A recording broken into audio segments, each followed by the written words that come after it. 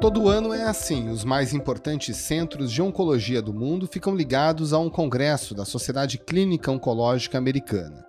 Lá são apresentadas as principais novidades no tratamento da doença, que tem apenas no Brasil mais de 600 mil diagnósticos anualmente. Drivers of cancer, and many new successes with targeted therapies, resulting in more precise treatments and less debilitating side effects for people with cancer. Só que dessa vez os resultados em diferentes frentes foram considerados excepcionais. É o caso das pesquisas relacionadas a um determinado tipo de câncer de reto, como explicou o médico Denis Jardim, do Hospital Sírio-Libanês. Com o uso de imunoterapia, um tratamento endovenoso, os pacientes com tumores de reto tiveram uma resposta completa, os seus tumores desapareceram. Mas também houve avanços importantes relacionados à mama e ao pâncreas. Nesse último caso, por meio de uma terapia que tem cada vez mais resultados satisfatórios no combate a diferentes formas de câncer de sangue. A chamada imunoterapia com células CAR-T. A terapia com células do próprio sistema imunológico, manipuladas e reforçadas para combater a doença. Por que os especialistas comemoraram tanto os resultados apresentados este ano? De que forma a chamada terapia com células CAR-T avança para além do câncer de sangue? E quais são os desafios do presente para enfrentar a doença aqui no Brasil? Esses são os temas do Ao Ponto desta terça-feira. Eu sou o Roberto Maltic, hoje sem a Carolina Moran, que curte merecidos dias de férias e logo está de volta. E nesse episódio, converso com o presidente da Sociedade Brasileira de Oncologia Clínica, o médico Paulo Hoff. Fique com a gente.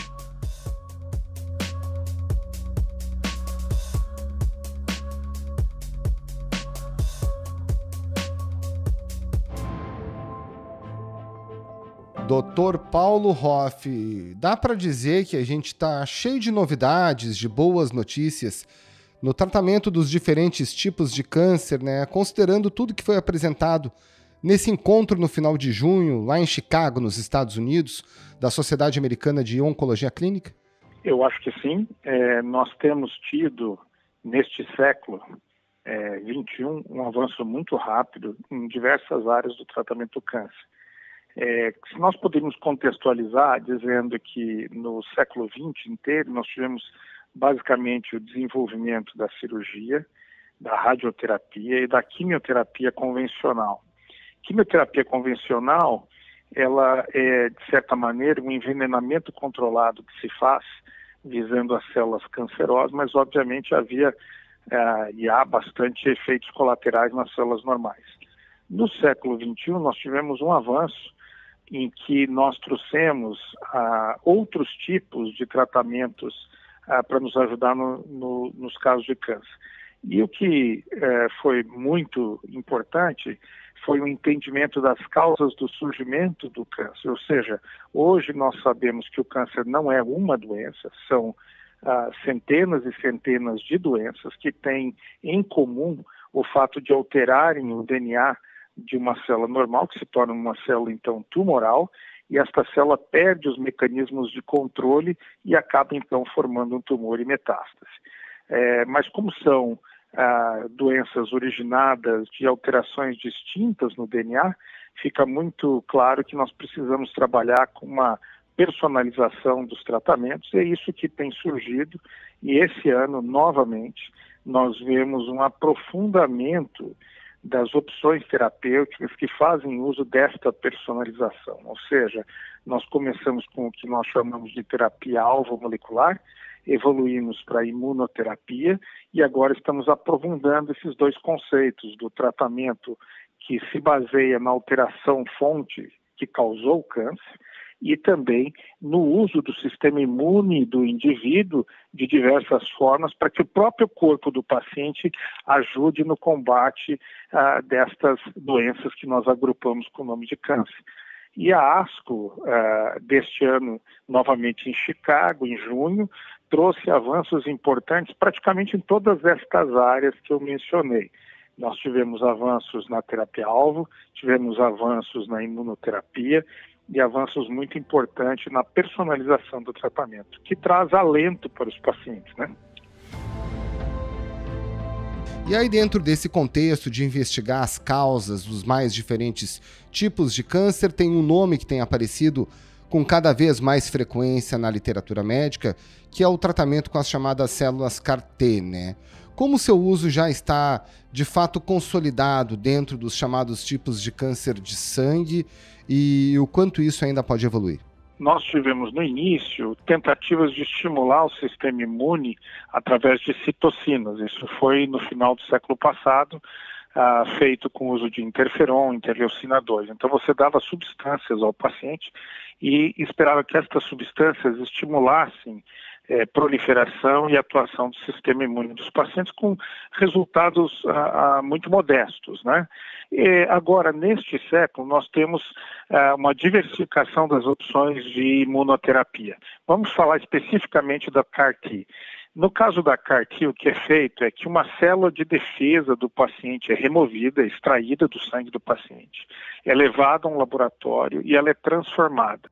No laboratório, após passarem por um processo de ativação, essas células são geneticamente modificadas por meio de um lentivírus, um organismo reprogramado que é capaz de se associar à célula humana.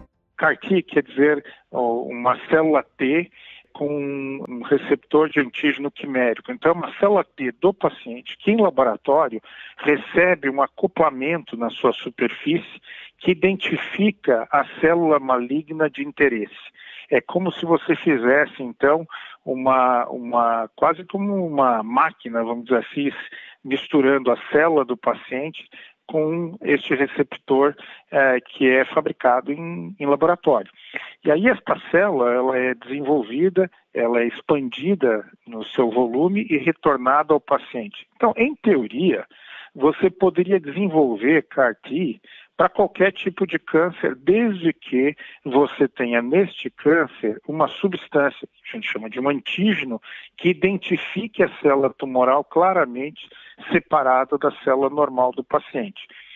Hoje, nós temos já a CAR-T, diversos tipos de CAR-T aprovados e sendo utilizados ao redor do mundo no tratamento de doenças hematológicas. Por que hematológicas? Principalmente linfoma e leucemias. Porque os tumores hematológicos são de fácil acesso, afinal de contas o sangue está circulando pelo corpo todo e é o meio natural onde as células T já ficam, certo? Nos linfonodos e na circulação. Então, o sucesso inicial das CAR-Ts veio no tratamento destas doenças, com taxas de resposta, dependendo da situação, de até 80%, e uma taxa de cura se aproximando de 40% em pacientes que previamente não tinham opção de tratamento nenhuma. Há, no entanto, obviamente, muitos outros tipos de tumores, especialmente tumores sólidos, que são mais comuns e mais difíceis de se tratar. Até recentemente, nós tínhamos pouco desenvolvimento efetivo de terapia CAR-T para pacientes com tumores sólidos. O que aconteceu de distinto nesta ASCO em particular é que nós vimos alguns trabalhos reportando identificação de antígenos tumorais que podem ser utilizados como alvo de células CAR-T e alguns estudos clínicos em fase inicial já em andamento mostrando a atividade de células CAR-T em situações muito complexas, como por exemplo pacientes com adenocarcinoma de pâncreas.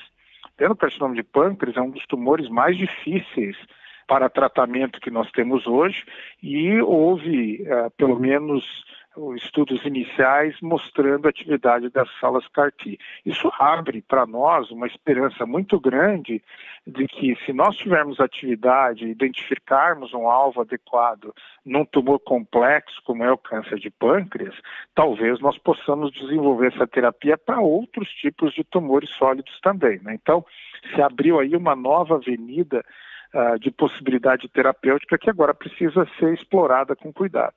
Agora, quanto tempo nós levaremos para fazer o desenvolvimento desse tipo de terapia nos diversos tipos moleculares existentes, é claro que isso, neste momento, é algo que nós não temos certeza absoluta. Mas, se nós olharmos para trás, o tempo de desenvolvimento nos tumores hematológicos, nós podemos imaginar um horizonte de 5 a 10 anos, até que as terapias estejam bem implantadas e comprovadas, que foi o que aconteceu nos tumores hematológicos. Falando ainda desse tipo de célula, né? Tivemos um brasileiro que foi o primeiro do mundo que recebeu um tipo dessa CAR-T chamado CAR-T triplo, né? Ele trata de uma leucemia. Qual é a diferença desse tratamento específico em relação a esses que já foram testados e sobre os quais a gente está conversando? É justamente isso que nós estamos conversando. Este brasileiro se beneficiou de uma especificidade maior da célula T que foi preparada. Então, uma maneira de tentar explicar seria isso. Você tem, então, a célula e ela reconhece um antígeno A. Você pode, teoricamente, desenvolver células que reconheçam o antígeno A e o antígeno B. Então, dá maior especificidade, maior eficiência à célula. Claro que existe toda uma complexidade técnica para você fazer esse tipo de desenvolvimento, mas existem hoje centenas de antígenos que estão sendo investigados como potenciais alvos destas terapias. Isso que nós vimos com esse compatriota que foi e recebeu o tratamento, isso é só um sinal de coisas adicionais que virão pela frente. Gente, deu certo. Pessoal, obrigado. Vocês estão aqui, junto comigo nessa bolsa de Carticel. Graças a vocês, amigos, e que apoiaram essa campanha, a gente conseguiu. O grande drama que nós temos como sociedade é que, à medida que você torna o tratamento mais específico, você vai reduzindo as populações que são potenciais candidatas a esse tratamento. Então, quando eu falo que eu trato câncer de pâncreas, eu tenho dezenas de milhares de pacientes que se enquadram nessa categoria.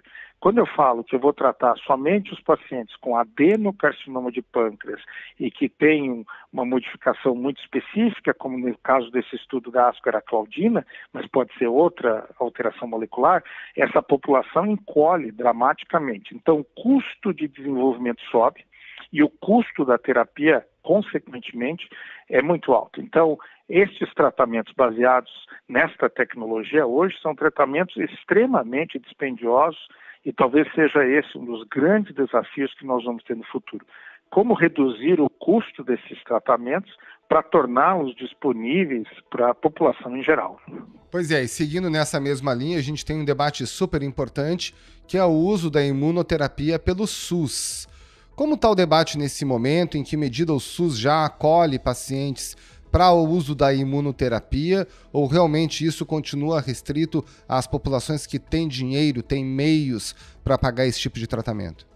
Olha, aí nós vamos falar de outro tipo de imunoterapia distinto do CAR-T-cell. O CAR-T-cell no Brasil hoje é uma terapia que está em início, pouquíssimas instituições têm condições técnicas e o know-how de fazer esse tipo de tratamento. Dentro do sistema SUS, o que se discute agora é outra linha de imunoterapia, que são os inibidores de checkpoint, ou seja, nós temos também uma linha de imunoterapia na qual você não precisa tirar células do paciente, o que você faz é a administração de um produto, normalmente um anticorpo monoclonal, que ajuda a soltar, vamos dizer assim, o sistema imune que não está atacando o tumor e faz com que esse sistema imune então fique mais ativo e busque a destruição das células tumorais. São tratamentos já bastante consolidados na literatura médica, bastante utilizados, como você disse, pelos pacientes mesmo no Brasil que dispõem de saúde suplementar, e no sistema SUS, até agora, esses tratamentos estão basicamente disponíveis àqueles pacientes que conseguem acesso a um estudo clínico, né? A questão é que nós precisamos também disponibilizar esse tipo de tratamento para os pacientes que estão no SUS e precisam receber a sua terapêutica. Neste momento, alguns tipos de imunoterapia foram, teoricamente, aprovados para uso no SUS, mas não houve uma previsão de financiamento dessas medicações que são muito dispendiosas. Então, nós temos uma situação neste momento bastante desconfortável, em que há sim o reconhecimento pela Conitec, que é o órgão de incorporação de novas tecnologias no tratamento pelo SUS. Há um reconhecimento da Conitec de que a imunoterapia é benéfica em certas situações.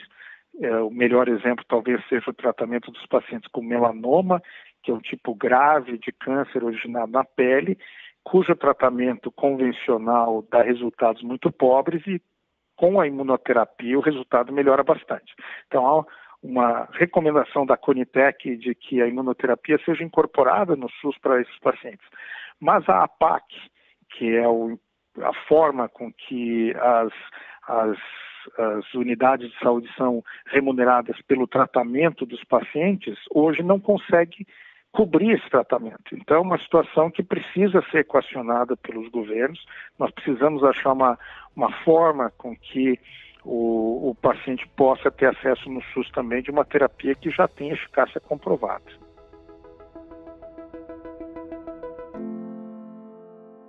Bom, doutor, agora vamos falar de um outro aspecto do tratamento do câncer. Tem um câncer super agressivo, difícil de lidar e que afeta muitas mulheres em todo o mundo e também aqui no Brasil, que é o câncer de mama.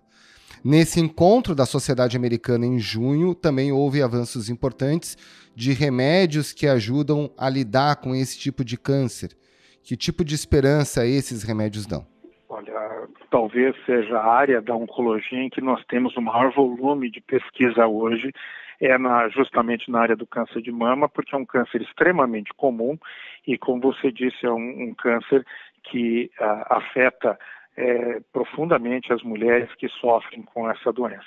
O levantamento, realizado por pesquisadores brasileiros, mostrou que as alterações de genes relacionados ao câncer de mama hereditário estavam presentes em 2 de cada 10 mulheres. Nesta ASCO, nós tivemos diversos avanços reportados no tratamento de diversos tipos de câncer de mama, porque também o câncer de mama é um guarda-chuva que engloba um número de doenças distintas. Mas talvez o avanço mais relevante que foi relatado foi em relação a um tipo de terapia-alvo. Lembra que nós tínhamos a quimioterapia, depois tivemos a terapia-alvo molecular, que é uma terapia dirigida a alterações específicas no DNA da célula que se transformou em câncer, e nós temos mais ou menos 15% das mulheres com câncer de mama avançado, cuja alteração está presente num receptor de superfície chamado HER2, HER2, certo? E estes 15% das pacientes se beneficia de tratamento com terapias alvomoleculares dirigidas contra esse receptor. O que aconteceu na ASCO deste ano é que se reportou resultados de uma terapia conjugada que mistura quimioterapia com anticorpo monoclonal, então mistura aquela terapia mais antiga, a quimioterapia convencional, e a conjuga, liga essa quimioterapia a um anticorpo monoclonal, que é uma terapia-alvo direcionada, e esta combinação resultou em benefício, inclusive de mulheres que antes não tinham esta opção por não expressarem fortemente esse receptor de HER2. Em termos numéricos, isso representa mais ou menos o triplo de mulheres candidatas a esse tratamento em relação ao que tínhamos anteriormente. Ou seja, se antes mais ou menos 15% das mulheres se enquadrava no grupo que tem benefício com o uso dessa terapia anti-HER2, com essa nova medicação que é o trastuzumab deruxtecano. O nome é complexo, né? Sim, bastante. Mas a notícia é boa. Com esta nova medicação, ao redor de 40% a 50% das mulheres passam a ser candidatas ao uso da terapia anti-HER2. Por quê? O que é diferente entre elas? Essa medicação ela é mais potente, então mesmo mulheres que têm pouca expressão desse HER2 parecem responder ao tratamento. Isso traz, assim, uma esperança muito grande, porque a adição da terapia anti-HER2 representou uma multiplicação importante no tempo de controle da doença para as mulheres que tinham expressão forte do HER2, e agora essa promessa parece se estender a um número maior de pacientes. Bom, doutor, vamos seguir adiante. Eu vou unir 2 achados que foram também relatados durante um encontro, que são de áreas do corpo que estão muito próximas uma da outra. É o câncer de reto e o câncer de colo retal, né? Igualmente, há novidades em relação a esses dois tipos, né? Claro que a gente tem subtipos dentro deles. Elas são também igualmente satisfatórias do seu ponto de vista? Então, essa foi um dos resultados mais comemorados na ASCO, pelo seguinte: nós temos nos pacientes com câncer de colo e reto, fundamentalmente, dois mecanismos de evolução que formam o tumor. Ou o que nós chamamos de instabilidade cromossômica, que acontece em 85% dos pacientes, ou o que nós chamamos de instabilidade microsatélite, que acontece em mais ou menos 15% dos pacientes. A questão é que foi feito um estudo em pacientes com câncer de reto, certo? E que tinham esta instabilidade de microsatélite. Então, aqui vem algo importante. Rememorando o que eu disse anteriormente, é que no máximo 15% dos pacientes com esse tipo de câncer apresentarão essa característica. E a maioria não é no reto. Então, se nós pensarmos no reto, provavelmente menos de 5% dos pacientes se enquadram neste grupo. Mas, no entanto, a terapia do câncer de reto, que normalmente inclui quimioterapia, radioterapia e cirurgia, pode ser extremamente detrimental em termos de qualidade de vida, porque se você tem que operar, deixar uma colostomia ou faz uma radioterapia, etc., você pode ter consequências de longo prazo. Esse estudo pegou estes pacientes com essa característica de instabilidade de microsatélite, tratou esses pacientes inicialmente com uma imunoterapia, no caso um inibidor de checkpoints. E com esta imunoterapia, a ideia era reduzir os tumores para fazer com que a radioterapia, a quimio e cirurgia fossem menos agressivos. E para surpresa de todos e para nossa alegria, dos 12 primeiros pacientes incluídos no estudo, o estudo é maior, ele continua, mas eles avaliaram os 12 primeiros pacientes e os 12 tiveram respostas completas, ou seja, esses pacientes tiveram um desaparecimento total dos tumores do reto, sem precisarem nem de radioterapia, nem de cirurgia. Então, para estes pacientes com alteração da instabilidade microsatélite, representa uma mudança dramática do que era esperado de tratamento anteriormente. Esse estudo ainda é pequeno, 12 pacientes, precisa ser confirmado numa população maior, mas já representa uma esperança enorme de que um grupo de pacientes que antes tinham risco, inclusive, de ficar com uma bolsa de colostomia permanente, agora possam ser tratados sem cirurgia. Então, o desafio agora é confirmar isso e tentar achar outros medicamentos para aqueles outros pacientes que não têm essa alteração e não são candidatos a esse tratamento. Meu pai é paciente com leucemia LLC, é paciente no serviço de hematologia do Hospital dos Servidores e faz uso de um medicamento injetável subcutâneo que chama-se Granoloquin. E quando nós fomos retirar na última sexta-feira, dia 22, estava em falta no hospital. Bom, para a gente terminar, doutor, a gente está falando aqui das inovações, do que vem de bom, de positivo, que deve melhorar, mas aí, de novo, a gente tem que voltar para a realidade brasileira, né? Nesse ano de 2022, se verifica desabastecimento de medicamentos para o câncer, né? E isso tem afetado muita gente. Como a sociedade de oncologia vem acompanhando esse caso, isso está melhorando? Em que medida o senhor está preocupado com isso nesse momento? A sociedade vem acompanhando isso com bastante preocupação.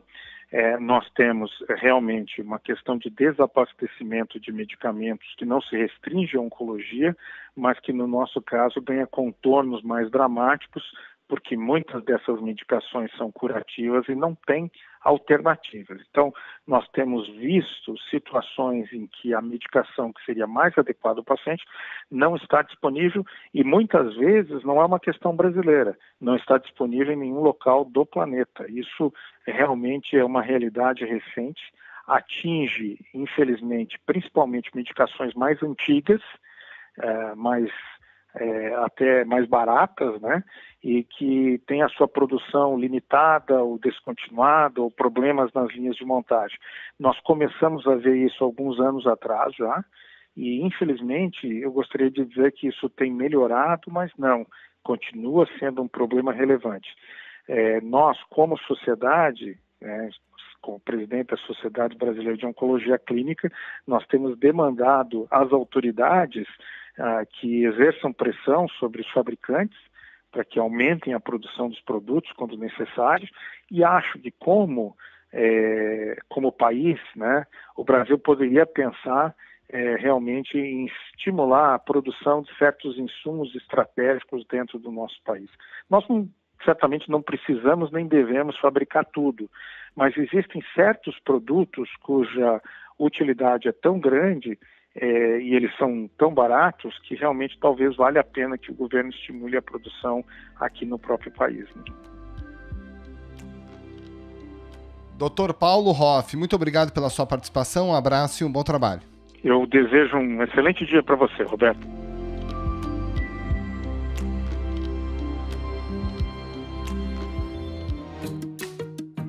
Esse foi o Ao Ponto de hoje, o podcast diário da redação do Globo. Nessa conversa, a gente conta com a participação de toda a equipe do jornal, as mesmas pessoas que levam até você informação e análise de qualidade todos os dias. Quer saber mais? Assine o Globo. Acesse assineoglobo.com.br e confira todas as notícias e reportagens especiais. Nesse episódio, além dos áudios da TV Globo, a gente utilizou áudios do Hospital Sírio-Libanês, do Instituto Butantan e também da Sociedade Americana de Oncologia Clínica. A produção é do João Vitor Costa e a edição do Luan Oliveira. Tchau!